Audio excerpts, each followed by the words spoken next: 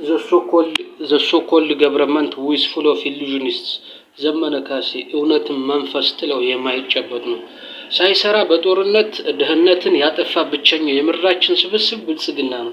በኑሮ ውድነት ኢትዮጵያንን ብቻውን ሲለፈልፍ የሚውል ፍጡራን አድርጎ ኢትዮጵያንን በኑሮ ውድነት ምክንያት ብቻውን የሚለፈልፍ ፍጡራን አድርጎ ሲያበቃ ኑሮ ርካሽ ነው አልተወደደም በ14% ቀንሰነዋል ይሉናል።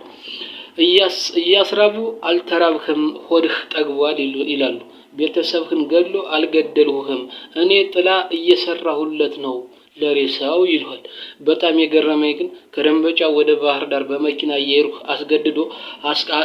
አስገድዶ አስቁሞኝ ከምሽጋቸው እስኪገቡ ድረስ በቀኝና በግራ የመከላከያና የአርማ ብተና ምሽግ አድርጎኝ ምሽጉን ሲይዝ እያየሁት እንደ ብልጽግና ሳይሆን በፋኖ አርቆ አሳቢነት በፋኖ ይሁንታነት የተረፍኩት ልጅ መሸንቲ ላይ አስቁሞ ክልሉ ሰላም ነው ጽንፈኛውን አጽድተነዋል ሰው በሰላም ወጥቶ በሰላም እየገባ ነው እናንተም በሰላም ባህር ዳር የገባችሁት መንገዱን ሰላም ስላደረግነው ነው አለ። ታዲያ ይህ ምን ይባላል? the government with members who are illusionists የሚለው የሚያንሰው የዓለማችን የድንቆች ስብስብ ብልጽግና ነው ብል ውሸት ነው ወይ ይላል። ዘመነ ካሴ እውነትን መንፈስ ጥለው የማይጨበጥ ነው። የካድሪ የሚሊሻና የአርማ ብተና ቤተሰቦች ከዚች ልጅ ተማሩ። ያኔ ቄሱ ሽማግሌው ሲላክባቸው እሷ እና ዘመዶቿ የፋኖ ልመና ሰምተው ቢመክሩት ኑሮ ዛሬ ጥቁር ለብሳ ለዳግም ጥፋት ባልተዳረገች ነበር።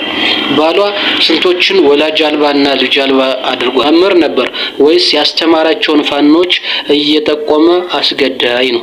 ያስተማሩት ተማሪ ባሌን ረሸኑ ከማለቷ በፊት ያስተማራቸውን ተማሪዎች ላስገደለበት በተሰጠው ብር በፊት በላቡ በደሞዙ ከገዙ አስቤዛና አሁን አስገድሎ ከተቀበሉ አስቤዛ ልዩነቱን ጠይቋት። ያኔ ምን ነው ከርሴን ሞልቼ ማሰቢያ ከማጣቴ በፊት ማዳመጫ የሚሆን ማሰቢያ ቦታ እንዲኖረኝ ምን ነው በቅጡ ባደርገው ማለቱ አይቀርም። ምክንያቱም አለማፈሯ ይሄን የምትናገረው ባሏ ልጅ አልባ ካደረገችው ወላጆች ፊት ነው።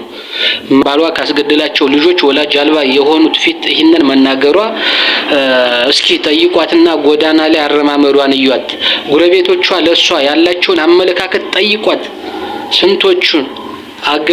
ስንቶቹ አገለሉሽ በባሉሽ ምክንያት በሏት እስኪ።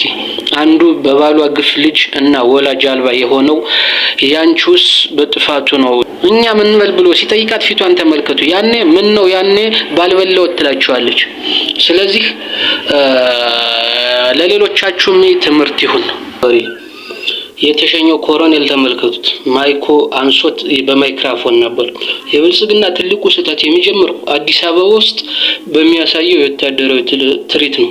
ወዳጄ ዝምብ የአረጃ አንበሳ ላይ እንደምትቀመጠው ሁሉ አዲስ አበባ ውስጥም በኑሮ በተነዘለና በባዶ እጁ ሲደክም በሚውል ምስኪን ህዝብ ፊት አርቲፊሻል ሳር ላይ መዝለል እና መንደባለል ይቻላል።